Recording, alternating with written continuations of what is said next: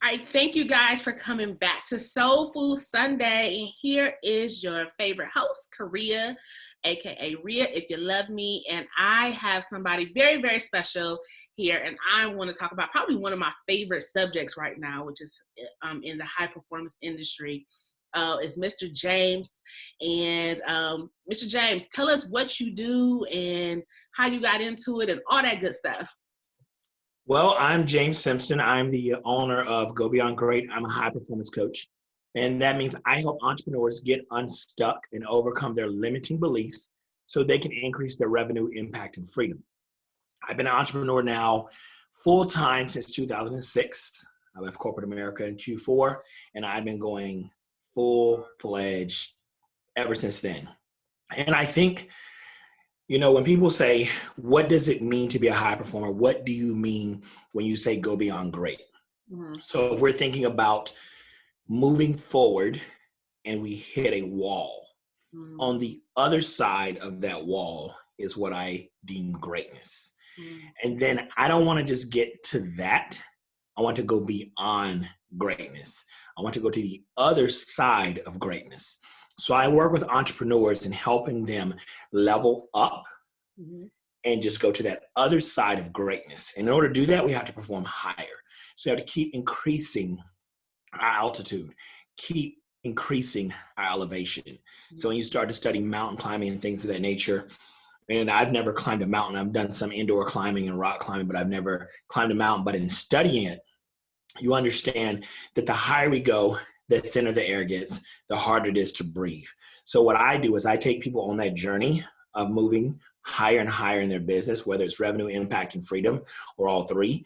And I say, listen, the air's thinner, so let's prepare ourselves for where we want to go. Mm-hmm. So I take you in the current season that you're in. I look into the future season that you want to go to. We draw a line and we realize from one point, the origin, to the next point, the destination, and we make the next level shifts to get you to that point. And that really has a lot to do with your mindset, your actions, and your performance. Okay. And that's really what I help people do. Just take things to, and most people are adding in business, mm-hmm. and I don't want to add. I want exponential growth. I want to help you multiply. Mm-hmm. So that's why I come and I really help people just transform their business on an exponential level. Let me ask you, is there a such thing as a bad business or one that's non-scalable? I won't deem it a bad business. If I were to say what's a bad business, the business you're not in. Now, the industry, because I believe in business, right. But the industry, how are you serving people? I'm more so concerned about the why. Why are we doing it? So if you're doing it with the right intentionality, if you're doing it with the right integrity, with integrity, I should say, then no, I don't think it's bad. If you're serving people and you're serving them with transparency, you're serving them at the highest level that you can. Now, are there businesses that are not scalable? Definitely so. I don't get involved with businesses that I can't scale. If I can't get a business to 7 figures inside of 12 months, I personally am going to have a hard time getting involved with it because I know what my time is worth to me. Wow. So you get businesses to 7 figures in 12 months. Now I can say helping entrepreneurs is taking longer for me to help an entrepreneur to do that. Right. I've helped entrepreneurs get there in 2 and 3 years, but for myself, it doesn't take me as long. See, I can't control you. I don't know what your work ethic is. I don't know what you're willing to sacrifice. And those are the 2 things. How hard are you willing to work? How smart are you willing to work? How teachable are you? And I'm a very teachable person. I hire coaches to get me somewhere faster. And what I'm paying for is to not make the mistakes they made. Right. So I do that. I wouldn't say another entrepreneur. I can't speak for them. Okay. Okay. So how important is work ethic though? On a scale of 1 to 10, I'd probably say like a 47. Yeah. That's what I would say. Okay. So, because we have a lot, okay, so people, especially nowadays, entrepreneurship is just like this huge thing. Everybody wants to jump into it, and which I think everybody should, right? But people don't understand the work ethic that it may take to get to where they think they want to go. So, what does that look like for someone who may not have that work ethic? I'll give you 3 words: show up consistently. Mm. Show up consistently. And how do you do that? Well, first you have to make a decision. You have to decide. The second thing is you commit to that decision. And the third thing you do is take action on that decision. So you decide. Once I decide a thing, I make a decision, and then I go, okay, what level of commitment? And I'm not even really asking myself what commitment level. I'm asking myself, what am I willing to sacrifice in this season?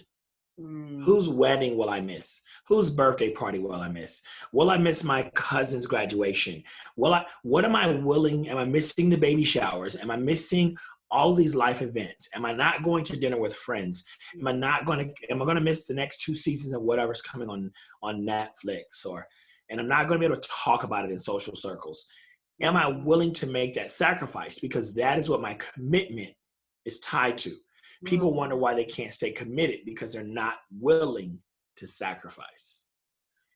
That's okay. So let's talk about this sacrifice piece, right? Because I personally struggle here, right? Because I want to show up for everybody.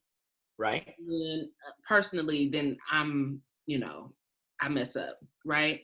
So it's the truth. It's the truth. I want to show up for everybody. I'm that loyal person, right?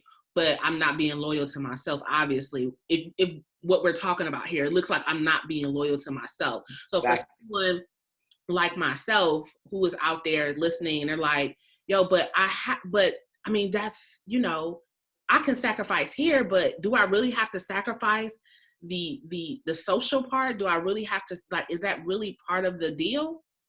I'm not going to say it is. What I'm going to say is this. If at any point you work in corporate America or you work for someone and you could consistently give them 40 hours a week of your time and you can't give yourself 4 hours a day, that's a problem. If you can go to someone else's job that is not tied to you, we're assuming they don't work for a small business. In small businesses, it's a different investment because usually the core focus, the mission, vision, values are very, much in alignment. But if you're going into a corporate environment, it's a bit different. And you go in there, you might not even know the CEO of the company when you get hired, depending on what research you did or how badly you need a job. But if you can go and hit that clock for 40 hours every single week, waiting for them to tell you when they're going to pay you, then why can't you made a sacrifice right there. You decided and committed to waiting 14 days to get paid. That's true. Right? So why can't you decide and commit to getting paid every day and realize what stands in the way of those 13 days? How do I get paid today? Not get on Netflix. How do I get paid today? Turn off Hulu. How do I get paid today? Turn off Wi-Fi. Put my phone in do not disturb. Put a blocker on. I have blockers when I work on my computer that no social networking. I can't go to the sites. I don't even have to do that anymore. I did that a couple of years ago, but they're still on my computer because, they're just plugins. But I don't have to do that because I now have the discipline to go, hey. I mean, if you go look at, if I pulled a report of the last time I logged into Facebook, I mean, when I go to log back in, I forget my password. So it's just one of those things that I think it's about the season you're in and what I tell people, season and sacrifice. So if success loves speed, the quicker the person that implements the fastest wins. Well, what keeps you from implementing faster? The fact that you're not willing. Success loves speed, yes. I never heard that before. So what it means is if I give everyone right now a map and say, this map, once you follow it, you're going to, let's just say it's a treasure map. Right. You go here, there's $1 million. So you have somebody that sets off to go that day. You have somebody that's like, we'll go tomorrow. You have somebody like, I'm busy. I'll do it in 2 weeks. The person who moves the fastest they create massive momentum. Mm. And even if they're doing something wrong, they're going to find out they're doing it wrong sooner than the people who are sitting around doing nothing. And those are the things when I say work ethic, I don't mean working hard. Just the fact that you show up consistently, despite your fears, despite your anxieties, despite what people say about you, you just consistently show up over and over doing the uncomfortable thing that puts knots in your stomach in order to help more people. Got it. So you touched a little bit on discipline. And when we're talking about high performance, how important is it tied to it? I don't think that there's anything more important. The only thing I would put above discipline is your mindset, because it will influence your discipline. But discipline, there's a definition out there that says doing what you said you would do long after the feeling in which you originally said it has left you. So, we all feel good at the conference. We're all hype. We're hype on these, the new year, whenever it's time to make all these different types of commitments and resolutions. But when the rubber hits the road, the dust settles 2 weeks after the conference, the event, whatever it is, we're 3 weeks in now to the new year. People are no longer going to the gym, whatever it is. Are you still discipline? Are you flexing that discipline muscle and doing things? I tell people discipline to me is doing it because I said I would do it, even when I don't feel like doing it. Okay. What took you to get to have you always been like this? Yes. If my mom could be on this podcast, she's responsible. People tell me, man, you haven't been to the military. I said, I beg to differ. I started boot camp at like 4 years old. So I was doing push-ups and sit-ups at 4, and doing them every year. I was running miles and miles. I ran 10 miles at 10 years old. What? Just discipline. I think my mom, when you discipline the body, the mind has to come along for that ride. And I do believe in disciplining the mind first. Okay. But there's something about, because she did it, I'm speaking to a child. So if I'm talking to people who are trying to discipline their children, we discipline them with their actions. It's cause and effect, because they're forming their thoughts and beliefs and opinions about life. And so we say, hey, we want to create consistent habits. So that's everything. So we look at those habits, and if I told an entrepreneur, they say, well, I want to change this, I want to change that. Okay, you're the sum of your habits. So let's change your habits and change your actions, and everything, you're going to become disciplined. But instead of I think right now we live in a season where everything is about, we're entitled. We want it now. People want to lose weight, they want it now. And I'm like, if you want to lose 10 pounds and it took you 2 months, 3 months, 6 months to put it on, why do you want it off in 4 days? And then we make an excuse of self-sabotage to say, if I don't see results now, I just quit. Really? But you'll go to work for 40 hours, 80 hours, not get paid, and you don't just quit. You wait for that. There's so many other things in your life you wait for. You're waiting for the next season of Power to come out. You're waiting for all these things that you have no say-so over. The one thing you have say-so over is your body and your mind, and you won't do anything with it. Why do you think that is, though? What do you think it's more so of a condition? Definitely. Condition? Okay. I think we're conditioned. There's so many levels of conditioning, but you hit the nail on the head. That was the word when you asked the question, that was the first word that came up, is conditioned. We're conditioned off, ancestrally, culturally. We're conditioned when it comes to nationally, globally, from this, people, we got everyone in the world right now wearing a mask. Whether I agree with it or don't agree with it is beside the point. If all people, I wouldn't want to do, okay, you're wearing a mask every day because of fear.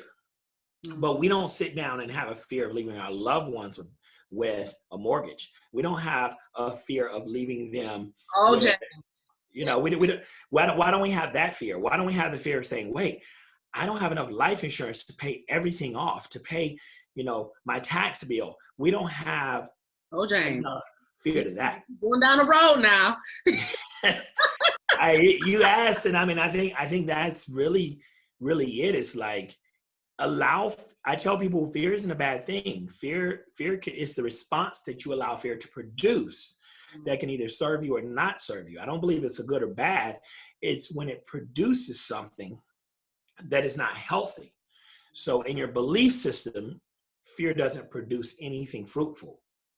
But in your action system, fear can police, if you hear a gunshot, you run the other way. That it causes you to act. Right. But in your belief system, if you have fear of something, then it can cause you to be stuck and produce anxiety. So I tell people, feel the fear and do it anyway. Right. Absolutely. What would you say has been your biggest lesson in business? Ooh. If I went all the way back, never let anybody control the money. Really? Yeah, that's the last thing I'm giving up control of. Really? Yeah, now that's a lesson. That's how I lost $1 million company overnight, and so that's a whole nother 2 episodes of the podcast right there.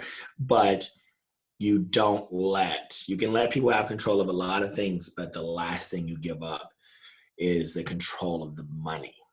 So you don't have to be a numbers person, but you don't put names on bank accounts. You don't put names on, you just don't give people that level of access.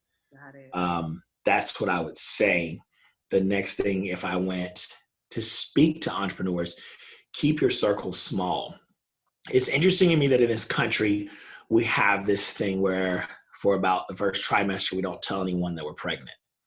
And it's a really big thing that we then do this announcement, this gender reveal, as we call it, and say, I'm having a boy, I'm having a girl. And we wait. And there are a variety of reasons why we wait, but there's excitement built up around it. And that's why we don't tell anyone. So when you get a business idea or you get a thought or you get something inside of you that's birthed, it's a baby. Let's wait. Let people see that you are expecting that something's growing on the inside of you. And just say, listen, you'll find out once it's birthed. You can't share it with everyone because everyone's not going where you're going. So that would be my lesson to new entrepreneurs. As much as you want to share with your mother, your father, you have to be very careful because they don't have that vision. They don't see it. They don't feel that thing kicking inside of you. They don't feel the contractions, so they don't understand it. And they're trying to protect you, but what they're doing is causing worry and stress in your brain when they speak to things in a different manner. Okay. Wow. What can a person, what would you, let me ask you this. What would be like the top 5 key tools when it comes to being able to apply or become someone who will be labeled as high performing? Oh, can I give you 6? Sure. Okay. Or more. Their beliefs, this is straight from my framework. So their beliefs, their environment, their habits, their action, their vision, and then their execution. What typically stops somebody from executing though? The previous 5, and then they build. So your beliefs, what you believe is going to do what? Affect who you hang around, your environment. So if you believe that you're more than enough and you have the ability to be an entrepreneur and create, you're going to probably start hanging around people like that. Right. If you don't believe it, then what? Like attracts like. So you're hanging around people. And even though you want to execute at a high level, you can't because you're hanging around, your environment is at a low level. So the frequencies are off. We have to raise that. So then all of a sudden my beliefs will shift my environment. And now that I have a different environment, guess what? My habits start to change. Everyone I'm hanging around with eats healthy. Everyone I'm hanging around with gets up in the morning and works out. So we're in our text group. Hey, how was the workout? So you want to have something to talk about. So you start participating in doing so that your habits change. And you start acting, your actions, the 4th one, differently. You start doing the things that you need to do as a high performer. And then it causes you to see things differently, your vision. So you have a different perspective now. You see a bigger picture. You see a macro now instead of the micro of where I'm in something. You start looking onto it instead of in it. So you have a different vantage point. Mm-hmm. And that allows me to execute and get the right things done. And then I elevate and go to the next level and start over. So what about the person, we've definitely talked to the aspiring entrepreneur, the one who maybe just started, but what about the person who maybe at like their 6-figure mark and they just cannot seem to cross over, or the person who is trying to get to the 6-figure mark? They might have hit 75,000 like 2 years in a row, 60,000, like they're close enough to where obviously they could produce some money, but they, for some reason, it's just not, they can't get there. So in my high performance process, inside that framework, I teach people exactly what they need to do in the season they're in. Mm-hmm. So it looks like this. What you said is somebody's in elementary school. In elementary school, they're doing math, 1st, 2nd, 3rd, 4th grade. Mm-hmm. Middle school, they still do math, 5th, 6th, 7th grade. Mm-hmm. Then junior high, math, high school, math. But we go from 1 + 1 to algebraic equations, geometry, trigonometry, etc. But it's all math. Right. So after execution comes elevation. And what happens is when we elevate sometimes, we don't repeat the process. We have to rinse and repeat. We start back over now. So if you made $75,000 and you wonder why you're stuck, I'm going to tell you, you're probably hanging around people that make 50 or 60. So let's elevate your circle and put you around some people that not make 100, but they make 500. And the reason people don't do that is because they're uncomfortable, because they don't feel like, they're like, I'm such a small fish in a big pond. Well, how does that small fish grow? By eating the same thing that the big fish are eating in the exact same pond. And if the fish in there are big and they're growing, whatever's in here serving them is going to serve you. So whatever level, we start back at beliefs, go back to your environment, create a new beliefs to get you to this next point, a new environment that's conducive, new habits, because what got you here won't get you there. You can't get to the next level. If you're making 75 a year, it looks different for 100. It looks different for 500. Then it looks different for $100,000. $100,000 a year looks different than $100,000 a quarter. And a $100,000 a month looks different than $100,000 a quarter. And that looks different than $100,000 a week. So we just keep dialing it back and hitting reset and doing it all over again. And inside my framework, I tell you every time what you're dealing with, when it's time to hire, when it's time to scale, when it's time for you to, do paid media, when it's time for you to delegate this or do this or bring this team on. So you start learning that through the process, and you don't have to do it by yourself. Got it. What is, so the people that you hang around, what would you say to the person that does not know anyone above their tax bracket? Oh man, hire a coach. Find a coach, someone to coach you and mentor you. What are you reading? What are you watching?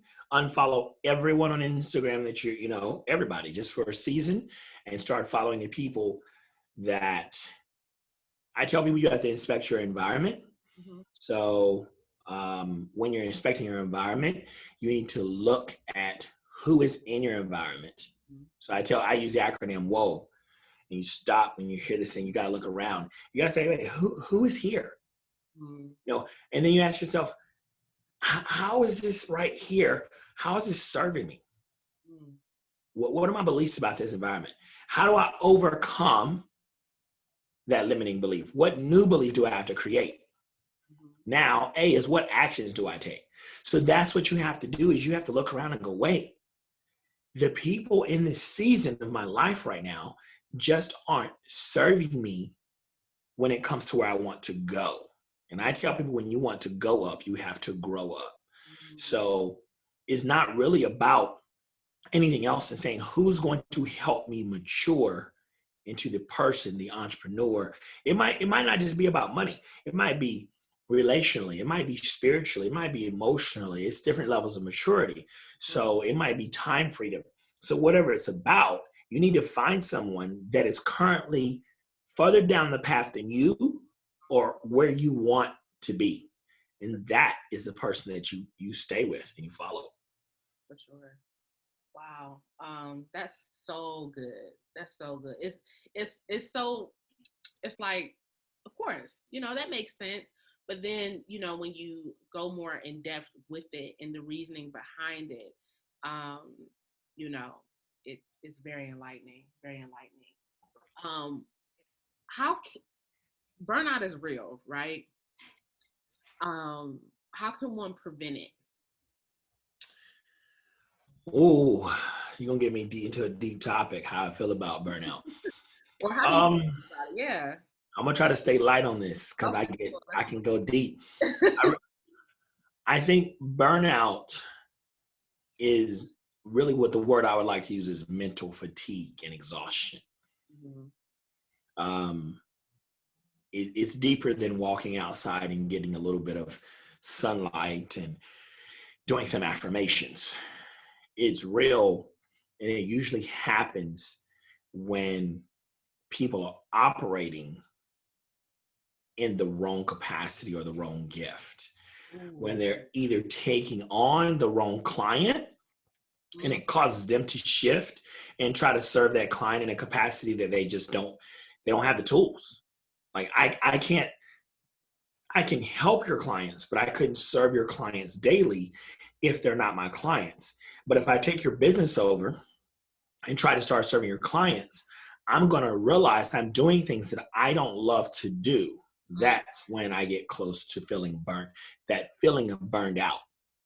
And what I tell people is this: when I hear the word burnout, I see a candle and it's burning, it's about to go out. And why do we not have that spark, that fire anymore? Because we're doing things that don't ignite that fire inside of us. So as long as you're doing the thing, I can't get burned out because I'm not working. I show up daily sharing my gifts with the world. So I'm not tired. I'm not exhausted. And when I have days where I'm like, man, today was a bit more challenging, I look and say, what made it challenging? And what do I need to add or subtract from my life so I don't feel this way? Got it. So that basically means that you're probably operating more so in your weaknesses than anything. If you experiencing a lot of I call it the high performance zone. Like if you're going through, familiar with Gay Hendricks, and when you read through his book, he calls it your zone of genius. So if you're operating in your zone of genius, I say no, you're gonna be hard pressed to get burned out. Right. Even when you're growing and scaling, because you're going to consistently position yourself around people that can probably help you win, no matter what your problem. Got it. Cool. All right. I'm gonna say 2 words, and I want you let me know what you think about them. Mental health. Imperative. Sales. Love it. All right. One last question, James. What is your favorite soul food dish? Ooh, soul food dish, man. Who's fixing this? Am I getting this at a store? Or is somebody's grandma making it? Grandma's fixing it. This is grandma. This is grandma. Then I want some type of. We got to have a macaroni and cheese. Okay. I don't eat pork, so if I'm eating any type of greens, I just need to make sure there's no pork in them. Okay. So green beans, collard greens, anything like that. Okay. And then I'm tossed between some type of spicy fried chicken, okay, white meat, and beef ribs. Some beef. Yes, and we gotta have some type of homemade cornbread in there. Okay, homemade cornbread. Now the beef ribs, they got barbecue sauce or they plain? Oh no, they got some type of. I don't pour out no Crafts or basics barbecue sauce. Oh, they got the real deal barbecue sauce. I got some real. Yeah, I need some fancy bougie sauce. I love it. I love it. All right, guys. Thank you so much, James. Let the people know where they can find you, how they can hit you up, and all that good stuff. Well, I'm currently going through a rebrand right now. It's been quite some time that we've been working on this, but I'm super excited. It'll be rolling out soon. But you can basically find me. The best way to get in touch with me is I am James Simpson on Instagram. My podcast will be launching within the next month, Beyond Great CEO. Yes. So, yep, I'd love to, we'll talk more about that definitely once it launches and we start bringing on guests. I'll be reaching out to you. But I would say the best place definitely to connect with me. I am James Simpson, and that's me on all platforms, but definitely if you're on Instagram, that's where I'm the most active and on Clubhouse. Awesome. Oh, we love the Clubhouse, don't we? Yeah. Yeah. All right, guys. Thank you so much for tuning in for another Soul Food Sunday, and we'll talk to you next week. All right. Bye.